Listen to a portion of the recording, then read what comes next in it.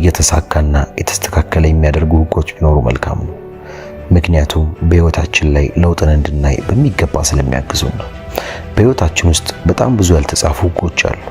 አንዳንዴም ህጎች ለህይወታችን የሚጠቅሙ ሆነው ሌሎች ደግሞ ህይወታችንን የሚጎዱ ናቸው። ያልተጻፉ ህግ ማለት አልተደነገገም እንጂ በህይወታችን ላይ ብናደርጋቸው ህይወታችንን ሊቀይሩልን የሚችሉ ነገሮች ናቸው ማለት ነው። ለምሳሌ በህይወታችን ውስጥ 2 ወይም 3 ጊዜ እንድንበላ የሚያስገድደን ህግ የለም። ነገር ግን ስለሚጠቅመን እናደርገዋለን። አሁን የምነግራችሁ 10 ወሳኝ ህጎች ናቸው። አልተደነገጉ፣ ነገር ግን በህይወታችን ውስጥ በጣም ጠቃሚና ህይወታችንን ሊለውጡልን የሚችሉ ናቸው። ከምነግራችሁ ህጎች መካከል እንደውም አንዳንዶቹ ለምን እስካሁን አላደረኩትም ብላችሁ ሁሉ የምትገረሙበትም ሊሆን ይችላል። ይህ ኢንስፓየርድ ጄነሬሽን ነው። ዛሬ በአስተማሪና ሰፊ በሆነ ትምህርት ወደ እናንተ ቀርቤያለሁ። ይህን ትምህርት ላይክ በማድረግ እንድትጀምሩና ሼር እንድታደርጉ በትህትና ጠይቃለሁ። ለቻናሉም አዲስ የሆናችሁ ሰብስክራይብ በማድረግ ቤተሰብ እንድትሆኑ በትህትና ጋብዛለሁ። ህይወታችን አሁን የምነግራችሁ ህጎች በጣም ብዙ ስኬታማ ሰዎች በህይወታቸው ውስጥ እንደ መርህ አድርገው የሚከተሉትን ህጎች ነው። እናንተም ይጠቅማችኋል፣ ይለውጣችኋል ብዬ ስላሰብኩ ይዤላችሁ መጥቻለሁ። 10ኛ፣ ራስህን ለማወቅ ጊዜ ውሰድ። ምንድነው የሚያስደስትህ? ምንድነው በህይወት ውስጥ ልታደርግ የምትፈልገው? ምንድነው ትርጉም የሚሰጥህ? ምን መማር፣ ምን መስራት፣ እንዲሁም ደግሞ ምን አይነት ገቢ እንዲኖር ነው የምትፈልገው? ምን አይነት ጓደኝነት፣ እንዲሁም ምን አይነት የትዳር ህይወት እንዲኖር ነው የምትሻው? እነዚህን በጥልቀት እንድታስብበት እፈልጋለሁ።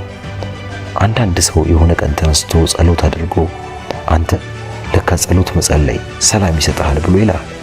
ከዛ ግን ያንን ጸሎት ደግሞ አያደርገው፣ በህይወቱ ላይ ተገብሮ። ሌላው ደግሞ አንዱ ተነስቶ ስፖርት ይሰራና ለካ ስፖርት መስራት እንደዚህ ቀለል ያለ ስሜት ይሰጣል ብሎ ይነግራል። ነገር ግን ድጋሚ ተመልሶ ወደ ስፖርት ቤቱ አይሄድም። በሰፈቀደ የምንኖርበት ህይወት ማብቃት አለበት። እቅዶቻችንን ማውጣት መጀመር አለብን። እንደውም አንድ አባባል አለ፣ ወዴት እንደሚሄድ የማያውቅ ሰው ሁሉ መንገድ የሚያደርሰው ይመስለዋል የሚባል አንድ አባባል አለ። ዛሬ ግን እሱን አባባል ሰብረን እንጥለዋለን። ለዚህ በቂ ጊዜ መውሰድ አለብህ። 9ኛ፣ የአንተ ስራ መስራት ነው። ይህ ህግ ትልቅ ቦታ ልንሰጠው የሚገባ ህግ ነው። የአንተ ስራ መስራት ነው። ሌላው የፈጣሪ ስራ ነው። የአንተ ስራ መልካም መሆን፣ መልካም መስራት ነው። ነገር ግን ያንን የሚያበቅለው መልካም ሰው ወደ ህይወት የሚያመጣው ፈጣሪ ነው። መልካም ጓደኛ፣ መልካም የፍቅር ጓደኛ፣ መልካም የትዳር ህይወት የሚሰጥህ እግዚአብሔር ነው። ከአንተ የሚጠበቀው መልካም ዘርን መዝራት ነው። ውጤቱን የሚሰጥ ፈጣሪ ነው። አንተ በቻልከው መጠን መማር አለብህ። የሚያሳካው ግን ፈጣሪ ነው። ገበሬ ከዘራ፣ ካረመ፣ ከኮተኮተ በኋላ ከዘራ በኋላ ፈጣሪ እንደሚያበቅለት እርግጠኛ ስለሆነ ነው የሚተኛው። ለዛ ነው በእርሻ ላይ ዘሩን ዘርቶ ዝም ብሎ ሰብል የሚጠብቀው። 8ኛ፣ የመጣህበትን አስብ። ሰው የጀመረውን ነገር የሚያቆመው የጀመረውን ነገር አስቦ አይደለም። በጣም ብዙ ይቀረኛል፣ ተስፋ ይቆርጣል። አንተ ግን የጎደለህን ሳይሆን ያለህን ነገር ብቻ አስብ። ብዙ ነገር ጨርሻለሁ፣ ብዙ ነገር አሟልቻለሁ፣ ትንሽ ብቻ ነው የቀረኝ ማለትን ልመድ። ጉድለትህን ብቻ አትይ። ጉድለትን የምታይ ከሆነ ተስፋ ትቆርጣለህ። አንድ ሰውዬ ወርቅ ለማግኘት ቆፍሮ አንድ እርምጃ ሲቀረው ተስፋ ቆርጦ ትቶ ወጣ። ሌላኛው ተረኛ ደግሞ መጥቶ በአንድ ቁፋሮ ወርቁን አግኝቶ ወደ ቤቱ ይዞ ሄደ። ታዲያ ያ ቀድሞ የወጣው ሰውዬ ምን ያህል እንደሚቆጭ አስቡ። ብዙ ጥረሃል፣ ብዙ ለፍተሃል፣ ብዙ ደክመሃል። ለምን የጎደለህን እያየ ተስፋ ትቆርጣለህ? የመጣህበትን አስብ። የዛኔ በተስፋ መሞላት ትጀምራለህ። 7ኛውን እኔ እስኪ እድል የሚመጣው ለሚዘጋጅ ነው። እደግመዋለሁ፣ እድል የሚመጣው ለሚዘጋጅ ነው። ለምሳሌ አንድ ሰው ሎተሪ እንዲደርሰው ቢፈልግ ምን ማድረግ አለበት? መጀመሪያ ሎተሪውን መቁረጥ ትሉኛላችሁ አይደል? አንድ ሎተሪ ግን በቂ ላይሆን ይችላል። ምክንያቱም ሌሎች ሰዎችም ልክ እንደዚሁ ስለሚቆርጡ ማለት ነው። ስለዚህ እድሉን ለማስፋት ብዙ ሎተሪዎችን መቁረጥ አለበት። ብዙ ሎተሪ ከቆረጠ ምናልባት አንዱ ሎተሪ ሊደርሰው ይችል ይሆናል። አያችሁ፣ በህይወት ውስጥም በጣም ጠንክሮ የሚሰራ ሰው፣ ገንዘቡን፣ ዕውቀቱን የሚያሳድግ ሰው እድሉ እየሰፋ ይሄዳል ማለት ነው። ብዙ እድሎች ሲመጡ ብዙ ነገር እየተዘጋጀ ከሆነ እድሉ ወደሱ ያመዝናል ማለት ነው። ካልተዘጋጀ ግን እድሉ ራሱ ይመጣለት ያመልጠዋል። በዚህ ጊዜ በጸጸትና በለቅሶ በጥርስ ማፏጨት ጊዜውን ያሳልፋል። ስለዚህ እድል የሚመጣው ለሚዘጋጅ ነውና ራስህን አዘጋጅ። ስድስተኛ ልታደርጊ የምታስቢው ሁሉ አትናገሪ። ራእይሽ የምታደርጊው የምትኖሪው ነገር እንጂ የምትናገሪው አይደለም። ለሰዎች በለፈለፍሹና ባወራሹ በዘራሹ ቁጥር አቅም እያጣሽ ትመጫለሽ። ያወራሹን ወሬ ድጋሚ መተግበር አትችይ። አየሽ፣ ያን ነገር እንዳታደርጊውና እንዳትጠቅሚ ያደርገው ይሰብሩሻል። ለምን አንቺ ለሰዎች ራይሽን በመናገር ጊዜሽን ታባክኛለሽ? ሰው ወይ ሰምቶ ጥሩ ነው ይልሃል፣ ወይ ያቃልልብሃል፣ ወይ ደግሞ አትችይውም ይልሻል፣ ወይ ተስፋ ያሳጥሻል። ለምን ብለሽ ትናገሪያለሽ? ስለዚህ ልታደርጊ የምታስቢው ሁሉ ዝም ብለሽ አትናገሪ። አምስተኛ ፍርሃትህን መጋፈጥ ተለማመድ። በጣም የምትፈልጋቸውና አጥብቀ የምትመኛቸው ነገሮች ያሉት ከፍርሃት ጀርባ ነው። አየህ፣ ፍርሃት ከያዘ በጣም ትልቅ ነገር ሊያመልጥ ነው ማለት ነው። ይህ ፍርሃት አንተ ጋር ብቻ ያለ እንዳይመስል፣ መጠኑ ይለያይ እንጂ ሁሉም ሰው ጋር አለ። ፍርሃትን የምታሸንፈው ደግሞ በጥልቅ መሻት ነው። ምን ያህል ነገሩን ትፈልገዋለህ፣ ያኔ ዋጋ ለመክፈል ትጀምራለህ። ያኔ ድፍረቱን ታገኛለህ።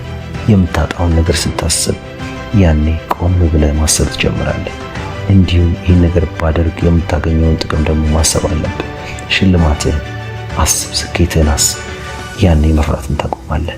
ሙሉ በሙሉ በራስህ መተማመን ትጀምራለህ። አራተኛ ሁሉንም ሰው ለማስደሰት አትሞክር። ለመለወጥ ጊዜው አሁን ነው ስንል፣ አየህ፣ መለወጥ ካለብህ አንደኛው ነገር ሁሉንም ሰው ማስደሰት መቻል ማቆም አለብህ።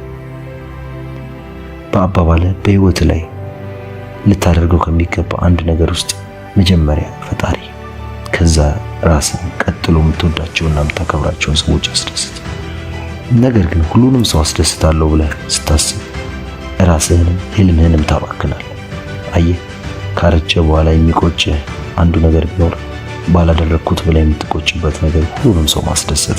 ይልቅስ ሳይቆጭህ ማድረግ ያለብህን ነገር ብቻ አድርግ። ምን ማለት ነው? ጥሩ ነገሮችን ማሳለፍ ከፈለግ፣ በህይወትህ መጨረሻ ላይ ጸጸት የሌለውን ህይወት መኖር ከፈለግ፣ ሁሉንም ለማስደሰት ከሚመጣብህ ጣጣ ራስን አትርፍ። ሶስተኛ ዝም ብለህ ቀጥል። እስካሁን ሰብስክራይብ ካላደረጋችሁ ሰብስክራይብ እያደረጋችሁ፣ ላይክ ሼር እያደረጋችሁ ዝም ብለህ ቀጥል።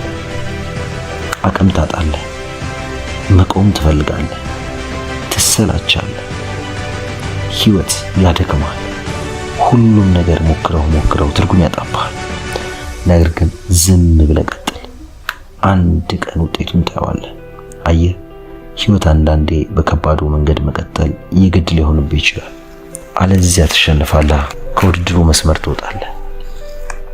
ዝም ብለህ መቀጠል፣ ቢገባህም ባይገባህም ዝም ብሎ መቀጠል። ሁለተኛ ከምታገኘው ለፈጣሪ መስጠት። ክርስቲያን ከሆንክ አስራትህን መባህን እንደሚገባው አስረክበህ መስጠት አለብህ። ለመንግስት ግብር ትከፍላለህ። ለምን? ደህንነትህን ስለሚያስጠብቅልህ፣ በሰላም ወጥተህ ስለምትገባ፣ መሰረተ ልማት ስለሚሰጥህ። አየህ፣ ፈጣሪ ደግሞ ጤና ሰጥቶሃል፣ መውጣት መግባትህን ተቆጣጥሯል፣ ባርኮሃል። ስለዚህ የሚባርክህ እርሱ ነው። ስለዚህ ከምታገኘው ለፈጣሪ መስጠት ልምድ። አንደኛና የመጨረሻው ወሳኙ ነገር ከማይመስሉ ሰዎች ራቅ። አንዳንዴ ማደግን የምታቆመው በጣም የቅርቤ ብለህ ከምታስባቸው ሰዎች መራቅ ስትችል ነው። ለምን መሰለህ? እነርሱ ካልተለወጡ ካላደጉ አንተ ቆመ መቅረት የለብህ። ከሚሮጥ ጋር ነው አብረህ መሮጥ ያለብህ። አንድ አይነት ወፎች አብረው ነው የሚበሩት።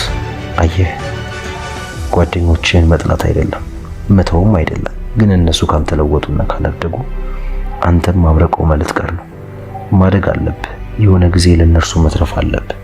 አየህ፣ ጉልህ በጣም ወሳኝነት አለው። አጠገብ ያሉ ሰዎች ህይወትህ እንደነሱ መሆን ትፈልጋለህ? እንደነሱ ገቢ፣ እንደነሱ ትዳር እንዲኖር ትፈልጋለህ? እንደነሱ መሆን ካልፈለግ ከነሱ ሳታቅማማ መራቅ አለብህ። ከአንተ ሀሳብ ጋር ተመሳሳይ የሆኑ ስኬታማ ሊያደርጉ የሚችሉ ሰዎች ጋር ተግባባ። ምክንያቱም ውለውና ድግግሞሽ ኑሮውን የሚሰራው እሱ ነው። ስለዚህ አብረህ የምትውላቸው ሰዎችን ምረጥ። ከተነጋገርናቸው 10 የህይወት ለዋጭ ህጎች ውስጥ የትኛው ተመቻችሁ?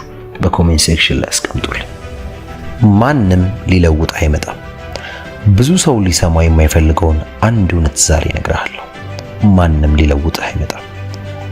አንደኛ መራራውን ሀቅ ተቀበል። ማንም አንተን ለማዳን ሊለውጥ አይመጣም። ቤተሰብህ፣ ጓደኛ፣ አለቃ፣ መንግስት፣ ፈጣሪ ራሱ አንተ ለመጓዝ ፈቃደኛ እስካልሆንክ ድረስ ወደ አንተ አይመጣም። እምነት ደግሞ ከድርጊት ውጪ አጉል ምኞት ነው። ማንም ያንተን የድል በር አያንኳኳልህ። ሁሉም የራሱን በር ነው የሚከፍተው። ማንም ያንተን መቃቀም ተመልክቶ አያጨበጭብልህም ወይም አያበረታታህም። ጎበዝ ለምን እንዲያታረግም አይልህም። አነቃቂ ንግግሮችን እንኳን ብትሰማ ህይወትን ያነቃቁታል እንጂ አይቀይሩትም። ራስህን ማዳንና መለወጥ የምትችለው አንተ ብቻ ነህ። ይህን መራራ ሀቅ ተቀበል። ሁለተኛ ሰበቦችህን ቆርጠጣል። ሰበቦች ዋጋ ያስከፍሉሃል። ለጊዜው እንደ ፓራስታሞል እያስታገሰ ረፍት ቢሰጥህም ዘለቄታ ግን አይደለም። ጊዜ የለኝም አትበል። ጊዜህን ያለው ስክሮል በምታደርገው ስክሪን ታይም ላይ ነው። አየህ፣ ገንዘብ ላይኖርህ ይችላል፣ ግን እጅ ላይ ትንሽ ኢንተርኔት ካለ በቂ ነው። ዓለም ያለው በመዳፍህ ስር ነው። ስልክ ላይ ነው። ብዙ ነገር መማርና መለወጥ ትችላለህ። ነገር ግን አንተ ቤት በኩል ጊዜህን በማይረባና በማይጠቅም ቦታ ላይ ነው የምታውለው። ጉዳቶችህን የሰበብ መጠራቀሚያዎች እያደረግህ በትንሽ ጉዳት ብዙ ነገር ራስን ትጎዳለህ። ሶስተኛ የሚለውጡ ሰዎች ማንንም መጠበቅ አይፈልጉም። የሚለወጥ ሰው ማንንም አይጠብቅም፣ ባላቸው ይጀምራሉ። የሚያጠግብ እንጀራ ከምጣዱ ያስታውቃል እንደሚባለው ስታስቡት እናንተ ስኬታማ ሰዎች የሰዎችን እርዳታና ፍቃድ እየጠበቁ እዚህ የደረሱ ይመስሏችኋል? አይደለም። ሁሉም ስኬታማ ሰዎች የጀመሩት ባላቸው ነው። እንደው ከትንሹ ብንመለከት እኛ ጋር ያሉት እንኳን ኳስ ተጫዋቾች እኮ የጀመሩት በካፖርተኒ ኳስ ሳይሆን በካልሲ ኳስ ነው። ዩቲዩበሮቻችንን ብንመለከት አሁን ላይ ትላልቅ ዩቲዩበሮች ናቸው ብለን የምናስባቸው የሀገራችን ዩቲዩበሮች እንኳን በትናንሽ ስልክ ነው። ትላልቅ የተባሉ ካምፓኒዎች በትላልቅ ጅማሬ በትልልቅ ህንፃ የጀመሩ ይመስሏችኋል? አይደለም። በጥቂት ጅማሬ ነው። ያለማንም እርዳታ ያለማንም ማማከር ዝም ብለው ወደፊት ቀጠሉ። ሲወድቁ እያስተካከሉ ከስተታቸው እየተማሩ ዛሬ እንደረሱ። አየህ፣ ሰዎች ሲያማርሩ እነርሱ ይፈጥራሉ። ስኬታማ ሰዎች የተሳካላቸው በእድላቸው ሳይሆን በመረጡት ምርጫ ነው። ስኬታማ ሰዎች ሲሳካላቸው የሆነ የተለየ ተሰጥኦ ስላላቸው አይደለም፣ ወይም በፈጣሪ ተቀብተው ልዩ ስለሆኑ አይደለም። የመረጡትና ዋጋ የከፈሉለት ጉዳይ ግን ስኬታማ አድርጓቸዋል። አራተኛውን ስንመለከት ወደፊት ቀጥሉ። አሁን አነቃቂ ንግግሮችን ብዙ ጊዜ ሰምተሃል። አሁን የሚያስፈልግ አነቃቂ ንግግር ሳይሆን የሚያስፈልግህ እርምጃ መውሰድ። በጠዋት መነሳት፣ መጸለይ፣ ስፖርት መስራት መጀመር አለብኝ ብለህ ያቀድከውን እቅድ ወደ ተግባር መቀየር። ጥርት ያለ እቅድ ማቀድ፣ ከዛ መጀመር። ለመጀመር ምንም አያስፈልግም፣ መጀመር። ስድስተኛ ጉዳቶችን እንደ ነዳጅ ተጠቀማቸው። ልብ ተሰብሮ ይሆናል። ቢዝነስን ከስሮ ሊሆን ይችላል። ያልጠበቅከው ነገርም ገጥሞ ይሆናል። ነገር ግን ስብርብር አድርጎ ሊያስቀምጥህ አይገባም። አንተን እንደገና ሊፈጥርህ፣ እንደገና በስብራቶች ውስጥ የውስጥ እምቅ አቅምህን እንድታወጣ ሊረዳ ይገባል። ሰባተኛውን ሐሳብ ልንገርህ። የራስ ጀግና ሁን። በዚህ ምድር የምትኖረው አንድ ጊዜ ብቻ ነው። የራስን አሻራና ኮቴ ጥለህ ማለፍ አለብህ። ትክክለኛው ጊዜ እስኪመጣ ትጠብቅ። ያንን ትክክለኛ ጊዜ ከፈጣሪ ጋር አንተ ፍጠረው። በትንሹ ተስፋ የሚቆርጥም ሰው አትሁን። ምክንያቱም ማንም ወደ አንተ አይመጣም። ተነሳ፣ ተንቀሳቀስ፣ ተፋለም። ጊዜው አሁን ነው። ለዛሬ ይዤላችሁ የመጣሁት ትምህርት ይህን ይመስላል። በእውነት ከተማማርንባቸው የተማራችሁትን ነገር በኮሜንት ሴክሽን ላይ እንድታስቀምጡ ነው ይፈልጋሉ። ለቻናሉ አዲስ ከሆናችሁ ሰብስክራይብ በማድረግ ለዚህ የቁም ነገር ቻናል ቤተሰብ ይሁኑ። ለብዙዎች እንዲደርስ ላይክ፣ ሼር እንድታደርጉ በትህትና ጠይቃለሁ። የእናንተው ምርጥ ቻናል ኢንስፓየር ጀነሬሽን። የዝምታ ኃይል። ቡድሃ የተባለው የሃይማኖት ፈላስፋ ሲናገር ከአንደበትህ ቃላትን ከማውጣት በፊት ወይም አንድን ነገር ከመናገር በፊት በእነዚህ 3 ነገሮች ተፈትሸው ማለፍ ይኖርባቸዋል ይላል። አንደኛ የማወራው ነገር ዋጋ አለው፣ ጥቅም አለው ብሎ መጠየቅ። ሁለተኛ የማወጣው ቃል በአሁኑ ሰዓት አስፈላጊ ነው ብሎ ራስን መጠየቅ። ሶስተኛው የምናገረው ነገር የሚፈጥረው ልዩነት አለ ብሎ ራስን መጠየቅ። በህይወቱ እነዚህ ነገሮች የተረዳ ሰው ምን፣ መቼና የት ምን ያህል መናገር እንዳለበት ያወቀ ሰው ማንም ስኬታማ ከመሆን ሊያስቆመው አይችልም። ከአንደበት የወጣ ቃል እንደፈሰሰ ውሃ ነው፣ ድጋሜም አይታፈስም። ቃላት ልክ እንደ መሳሪያ ናቸው። ነገር ግን እንዴት መጠቀም እንዳለብን መማር አለብን። ምክንያቱም ሁሉም አንደበቱን የማይቆጣጠር ሰው መሆን ማለት ሰው ሁሌም ራስን ችግር ውስጥ ይከተዋል ማለት ነው። ሲያጡ ደግሞ ከአንደበት ያለፈ ብዙ ነገራቸውንም ሊያጡ ይችላሉ። ዝምታ ትኩረት እንድናደርግ ያደርገናል። ሰዎች ሲናገሩ ሌላውም ሰው ሊሰብሩ ሊጎዱም ይችላሉ። አንዳንዴም ሰዎች የሚያወሩትን ያለምንም ምክንያትም ሊናገሩ ይችላሉ። ነገር ግን ቃላት በጣም ትልቅ ኃይል እንዳላቸው ልናምን ይገባል። ዓለማችንን ጭምር ሊቀየር የሚችል ትልቅ አቅም አለው። እንዴት ብለህ ልጠይቀኝ ትችላለህ? እንዴት መናገር እንዳለብህ ካወቅህ፣ ሰዎች ምን መናገርና ምን አለመናገር እንዳለባቸው ካወቁ በጣም ጠንካራና ኃያል ሰው መሆን ይጀምራሉ። ስለዚህ ምን ማለት መሰለህ? ግልጽ ላድርግልህ። ዝምታ ማለት ምንም ቃላት ሳይናገሩ መቆየትን አያመለክትም። ዝምታ ማለት ምንም ዋጋ ለሌለው ምንም አለመናገር፣ ያለ ምንም ምክንያት ቃላትን አለማውጣት ነው። ይህ ማለት አስፈላጊና ዋጋ ባለው ነገር ላይ ብቻ መናገር ማለት ነው። ዝምታ ማለት የትኩረት ኃይል ነው። ዝምታ ማለት በዓላማችሁ ላይ ወጥራችሁ እንድትሰሩ ትኩረት የሚሰጣችሁ ነገር ነው። ስለዚህ ዛሬ 5 ዝም በማዋልታችን ብቻ የምናገኛቸውን ኃይሎች እንመለከታለን። በህይወታችሁ በአጠቃላይ የመለውጥን ትልቅ ኃይል ያለውን የዝምታን ነገር ስትለማመዱ ህይወታችሁ መቀየር ይጀምራል። አንደኛ፣ ዝምታችሁ የእናንተን ጠላት ግራ የሚያጋባ ኃይል ነው። ታላቁ ተዋጊ ሰንጆጋ እንደተናገረው ከሆነ ማንም ሰው ባላገራውን የሚያሸንፈው ምን መናገር፣ የት መናገርና ምን አለመናገር እንዳለበት ያወቀ ሰው ብቻ ነው ይላል። እርሱም እንዳለው በሺህ የሚቆጠሩት ጠላቶቹን ያሸነፈው ታላቅ በሆነው ዝምታ ኃይል ነው። በዝምታ ውስጥ ጠላቶችን ግራ በማጋባት ወደ ጠለቀ ጭንቀት ውስጥ እንዲገቡ ታደርጋቸዋለህ። በዝምታ ውስጥ ስትቆይ ጠላቶች ስላንተ ለማወቅ እድል ስለማያገኙ ከፍተኛ ጭንቀት ውስጥ ትከታቸዋለህ። ግራ መጋባት ውስጥ ይከታቸዋል። እርምጃ ከየት ወዴት እንደሆነ ግራ ይጋባሉ። ምን እንደምታደርግ፣ ቀጣይ ምን ሊሆን እንዳለ ያስፈራቸዋል። በዛ ውስጥ ጠላቶች ትኩረት ያጣሉ። በዛ ውስጥ በዝምታ ውስጥ አንተ አሸናፊ ትሆናለህ። አየኸው? ይህ ነው የዝምታ ትልቁ ጥቅም። በመጨረሻ የጌሙ አሸናፊ አንተ ትሆናለህ። በዝምታ ውስጥ ብቻ አሸናፊ ትሆናለህ ማለት ነው። ሁለተኛ፣ በዝምታ ውስጥ ለነገሮች ያለህ ትኩረት ይጨምራል። ዝምታ ማለት ምንም ቃላትን አለማውጣት ሳይሆን የትኩረት ኃይልን ማግኘት ነው። ዝምተኛ የሆኑ ሰዎች ብዙ የሚናገሩት ሐሳብና ብዙ የሚሉት ነገር አላቸው። ነገር ግን አስፈላጊ ባልሆነበት ሁሉ አይዘበዝቡም። በህይወት ትልቅ ነገር መስራት ከፈለክ፣ ምንም አይነት ትልቅ ፕሮጀክት ለመስራት ካሰብክ ምን ማድረግ እንዳለብህ እነግርሃለሁ። ስኬታማ ለመሆን ከፈለክ ትኩረት ማድረግ አለብህ። ስለዚህ ትኩረት እንዲኖር ደግሞ ዝምታን መለማመድ ምንም አማራጭ የሌለው ጉዳይ ነው። ብዙ የተለያዩ ነገሮች ላይ ትኩረት ማድረግ 5 አባሮ አንዱንም አለመያዝ ይሆንብሃል። እስኪ አንድ ታሪክ ልንገርህ ስለ ኤለን መስክ። እማናቅ የለም። ኤለን መስክ በልጅነቱ ብዙ ጊዜ ጸጥተኛና ዝምተኛ ነበር። አብዛኛውን ጊዜ ቤተሰቦቹ ራሱ ምናልባት የጆሮ ወይ የምላስ ችግር አለበትም ብለው ያስቡና ይጨነቁ ነበር። ምክንያቱም ብዙ ጊዜ ጊዜውን የሚያሳልፈው በዝምታ ነበር። ምንም ነገር ሰምቶ ምላሽን አይሰጥም። ጭንቀታቸው ሲበዛ ወላጆቹ ወደ ሆስፒታል ይዘውት ሄዱ። ዶክተሩ ግባ ካየው በኋላ ምንም አይነት የጆሮም የሆነ የምላስ የአንደበትን ችግር እንደሌለበት አረጋግጧል። አሁን ኤለን መስክ ያለበትን ሁኔታ ተመልከቱ።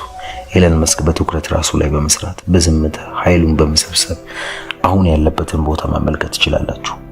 አሁን እስኪ የዝምታን ኃይል እንመልከት። በዝምታ በጥልቀት ውስጥ ትኩረት ማድረግ ስንችል ብዙ የህይወት ዓላማችንን ማሳካት እንችላለን።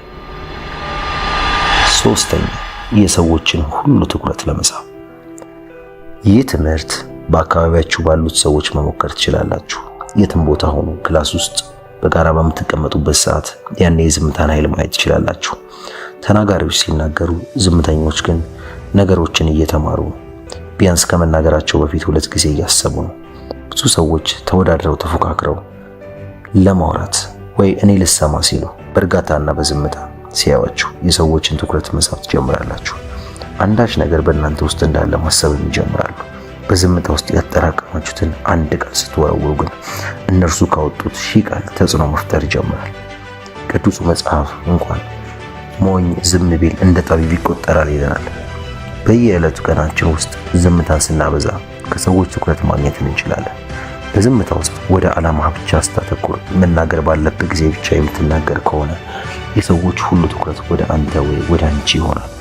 በዝምታ ውስጥ ቆይተህ ስትናገር የምትናገረው ነገር ዋጋ ይኖረዋል። በሰዎች ዘንድ ተሰሚነትን ታገኛለህ። ሰዎች ቦታ ይሰጡሃል። ከሰዎች ልብ የማትጠፋ ትሆናለህ። ሰዎች ለሆነም ኃላፊነት ያጨዋል።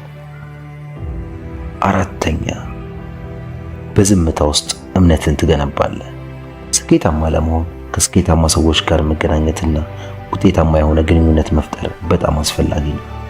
እናም ጥያቄ የሌለውም ነገር ነው። ለኔ በተለይ ግንኙነት በጣም አስፈላጊ ነው ለህይወት። ስለዚህ ውጤታማ ስኬታማ ግንኙነት ለመገንባት ደግሞ ከስኬታማ ሰዎች ጋር ለመገናኘት ምን ማድረግ አለብን? እምነትን መገንባት። በሰዎች ዘንድ ለመታመን እምነትን ለመገንባት ደግሞ አንደኛ የምትፈልጋቸውን ሰዎች ትኩረት ማዳመጥ ትልቅ አማራጭ የሌለው ጉዳይ ነው። ስኬታማም ሰዎች የሚፈልጉትን አድማጭ ያለውን ማንነት ነው። ዝም ብሎ የሚለፈልፍን ሰው አይፈልጉም። እስከ አንዳንድ ሰዎች ተመልከቷቸው። ስኬታማ ከሆኑ ሰዎች ጋር ሲገናኙ በጣም ይለፈልፋሉ። አየሩን ሁሉ ይቆጣጠሩት። ስለ ራሳቸው ስተው በጣም ይለፈልፋሉ። ነገር ግን ስኬታማ የሆኑ ሰዎች ብዙውን ጊዜ በማዳመጥ ላይ ትኩረታቸውን የሚያደርጉት የሆነ ጊዜ የሆነ ነገር ይጠይቁና ረጅም ጊዜ በዝምታ ነው የሚሰሙ። ያንን ማንነት ይፈልጉታል። ከእንደዚህ አይነት ሰዎች ጋር መዋል የምትፈልግ ከሆነ ለፍላፊ መሆን አይጠበቅብህም። አንደበትን የገራ ሰው መሆን አለብህ። ያኔ ዋጋ ያለ ሰው እንደሆንክ ይገነዘባሉ። ያኔ ጠቃሚ ሰው እንደሆንክ ይገባቸዋል። በዚያ ውስጥ ነው አንተን የሚያምኑበት። 5ኛ ዝምታን ለመደራደር ትጠቀምበታለህ። በድርድር ሰዓት አንድ ሰው ዝምታ በሚያበዛበት ሰዓት በዛ ሰዓት ምን እያሰበ እንደሆነ ለማወቅ ሰዎች ይጓጓሉ። እናም ሐሳባቸውን ሁሉ መስረቅ ትጀምራለህ። ለምሳሌ ስራ ላይ ወይም ልትቀጠር ብትሄድ ስለ ክፍያው ምን ያህል እንደምትፈልግ ብትጠይቅ እስማማለሁ ወይም አልስማማም ከማለት በፊት ተረጋጋ፣ በዝምታ አስብ። ይህ ዝምታ የተደራዳሪውን ሰው ምቾት መንሳት ይጀምራል። ከዛ በራሳቸው መናገር ይጀምራሉ። ከዛ ምናልባት በፊት ያልነገሩን ኢንፎርሜሽን መናገርም ሊጀምሩ ይችላሉ። የድርድሩን አፕራንድ አንተ ትወስዳለህ ማለት ነው። 6ኛ እና የመጨረሻው ዝምታ ጥንካሬህን ይገባል። አብዛኞቻችን ዝምታን አንወድም፣ እንደውም በጣም ያስፈራናል። ምክንያቱም አብዛኞቻችን አልለመድነው። በሰዎች ተቀባይነትን ለማግኘት፣ ለመወደድ፣ ለመከበር ሁሉም ሰው ትኩረት ይፈልጋል። ራሳችንንም ሁሌ ለሰው ለማሳየት እንፈልጋለን። ሁላችንም መሆን የምንፈልገው ማግኘት የምንፈልገው አንድ ነገር አለ። በሌሎች ሰው ዘንድ አይን ስንታይ መልካምነት፣ ተቀባይነት እንፈልጋለን። አብዛኞቻችን በሰው አመለካከትና አስተዳደር ላይ ይገኛል። ሰዎች ጥሩ ቦታ ላይ ለኛ ሲኖራቸው ውስጣችንም ሰላም ይሰማዋል። አንዳንዴ ደግሞ የነሱ አመለካከትና የኛ መጥፎ ስሜት ውስጥ ሊከተን ይችላል። ነገር ግን ሁሉንም ረስተን ውስጣችን ላለው ነገር ቅድሚያ ብንሰጥስ፣ በዝምታ በትኩረት ነገራችን ላይ ብንቆይስ፣ በሰዎች አስተያየት ያልተመሰረተ ማንነት ብንገነባስ፣ በዛ ውስጥ ለማንም የማይበገር ተጽዕኖ ፈጣሪ ጠንካራ ሰው እንሆናለን። አስፈሪነት እንላበሳለን። የተከበረን፣ የተፈራን፣ የተወደድን ሰው መሆን እንጀምራለን። አያችሁ ዝምታ ምን ያህል ትልቅ አቅም እንዳለው። ይህን ማንነት ለ3 ወር ብቻ ሞክራችሁ እኔም ብትፈትኑ ትችላላችሁ። ውድ የቻናሌ ቤተሰቦች ከዚህ ቪዲዮ በጣም ብዙ ትምህርት እንዳገኛችሁበት ተስፋ አደርጋለሁ። በህይወታችሁ ለውጥን ከፈለጋችሁ በዝምታ ወደ ውስጣችሁ ተመልከቱ። ለቻናሉ አዲስ ከሆናችሁ ሰብስክራይብ፣ ላይክ፣ ሼር በማድረግ ቻናሉን ደግፉ። ከተማማርናቸው 5 የዝምታ ጥቅሞች በይበልጥ የትኛው እንደሳባችሁ በኮሜንት ሴክሽን ላይ አስቀምጡልኝ። በፍጹም ማጋራት የሌለባችሁ 5 ሚስጥሮች። ሰው እንደመሆናችን መጠን ከሰዎች ጋር መገናኘታችን የማይቀር ነው። ሁሉም ሰው ደግሞ በህይወት በኑሮው ችግር ይገጥመዋል። አንዳንዴም ከአቅማችን በላይ የሆነ ፈተና ውስጥ ልንገባ እንችላለን። ታዲያ አንዳንድ ሰዎች ችግራቸውን ለሰው ሳያጋሩ በራሳቸው ሲታገሉ፣ አንዳንዶቻችን ደግሞ ሊረዳኝ ይችላል ብለን ወደምናስበው ሰው ጭንቀታችንን ተናግረን መተንፈስ እርፍ ማለት እንመርጣለን። ጥቂቶች ችግራችንን ሰምተው ጭንቀታችንን አይተው ሊረዱን ሲሞክሩ፣ አብዛኞቹ ግን ስለነገርናቸው ነገር እንኳን ምናልባትም በአካል አይተውንም ላያስተውሉት ይችላሉ። ታዲያ በዚህ ዓለም ላይ በጥበብ ካልተንቀሳቀስን ለመልካም አስበን ይረዱናል ያልናቸው ሰዎች በተቃራኒው በቁስል ላይ እንጨት ዝደድ የሆነ ነገር ሊፈጥሩብን ይችላሉ። በመሆኑም ዛሬ በፍጹም መናገር ወይም ማጋራት የሌለብን 5 ሚስጥሮች በጥልቀት እንመለከታለን። ካላስፈላጊ ቁስለትና የልብ ስብራት ራሳችንን እንጠብቃለን። በተለይ 4ኛውና 5ኛው መራራ ቢሆንም በጣም ይጠቅማቸዋል። እስከ መጨረሻው ተመልከቱት። 1. የስኬትህን ሚስጥር። ይህ ማለት ለሰዎች ምቀኛ በመሆን ወይም በክፋት ሰዎች አንተ የደረስክበት እንዳይደርሱ ከማሰብ ሳይሆን እኛ ስለ ራሳችን የስኬት ሚስጥር ለሰዎች ብንናገርና ብናሳይ ይህ እኛ የደረስንበት የስኬት ሚስጥር ለሌሎች ላይሰራ ይችላል። በዚህ ውስጥ ደግሞ ሰዎች የኛን ስኬት ሚስጥር ሞክረው ባይሳካላቸው ድንገት ለኛ ያላቸው አመኔታ ልናጣው እንችላለን። እንደውም በክፋት የሆነ ነገር እንደደበቅናቸው በማሰብ ጠላትም ሊያደርጉን ይችላሉ። ስለዚህ ነው የስኬትን ሚስጥር ለማንም አታጋራ ያልኩ። 2. የገጠመህን ችግር ለማንም አታጋራ።